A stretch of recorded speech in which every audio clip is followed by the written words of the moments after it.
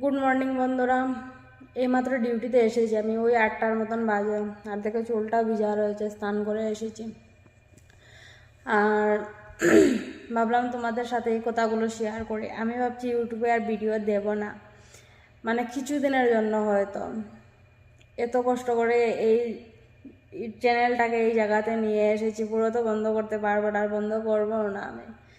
যদি কোনোদিন কোনো কিছু না হয় তাও আমি চালিয়ে যাব, তাও আমি ভাবছি কিছুদিনের জন্য বন্ধ রাখবো। কারণ হচ্ছে আমার চ্যানেলে না প্রচণ্ড প্রবলেম হচ্ছে, তার কারণে ভাবছি কিছুদিনের জন্য বন্ধ রাখবো, মানে কোনো ভিডিও দেব না।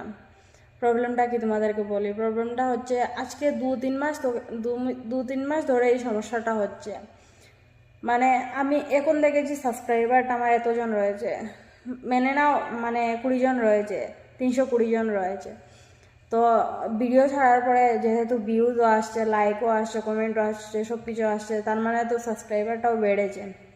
কিন্তু এখন দেখাবে যে তোমার 2-3 জন সাবস্ক্রাইবার বেড়েছে, ঠিক আছে, কিন্তু আবার তুমি 2-3 ঘন্টা যখন পরে চেক করতে যাবে তখন তোমার যে 320 জন ছিল সেই 320 জনে চলে আসবে। এই সমস্যাটা আমার সাথে 2-3 মাস ধরে হচ্ছে। তাই আর ভিডিও দেওয়ার মতো কোনো এনার্জি পাচ্ছি না, সত্যি কথা। তাই দুদিন থেকে কোনো ভিডিও দেইনি। আমি ভাবছিলাম কোনো ভিডিও দেবো না, কিছুদিন বন্ধ রাখবো, দেখি কী হয়। তারপরে ভাবলাম এই ভিডিওটা তোমাদের সাথে শেয়ার করে, কেউ যদি কিছু জেনে থাকো প্লিজ আমাকে কমেন্টে জানিও এই সমস্যাটা কেন হচ্ছে। আর সত্যি বলছি, মানে কোনো এনার্জি থাকে না আমার ঘরে। জানো তোমরা সবাই যে নেটওয়ার্ক মিলে না। আমি বাইরে গিয়ে ভিডিও বানাই, তারপরে ডিউটিতে এসে ভিডিও বানাই, এরকম করে ভিডিও দেই। আর যদি এরকম যদি হয় তাহলে কি এনার্জি থাকে? তাই ভাবছি কিছুদিনের জন্য বন্ধ রাখবো, পুরো তো বন্ধ করবো না। অনেক কষ্ট করে এই চ্যানেলটা এই জায়গাতে আমি নিয়ে এসেছি। মানে 4,000 4,500 আমার কাছে অনেক কিছু। যাদের বড় চ্যানেল হতো তাদের কাছে কোনো কিছু না, কিন্তু আমার কাছে এই এই জায়গাটাই অনেক কিছু। আর সবাই খুব ভালো থেকো, সুস্থ থেকো, কেউ আমাকে ভুলে যেও না প্লিজ। আমি কিছুদিন পরে আবার চলে আসবো, কিছুদিনের জন্য হয়তো ব্রেকে যাচ্ছি।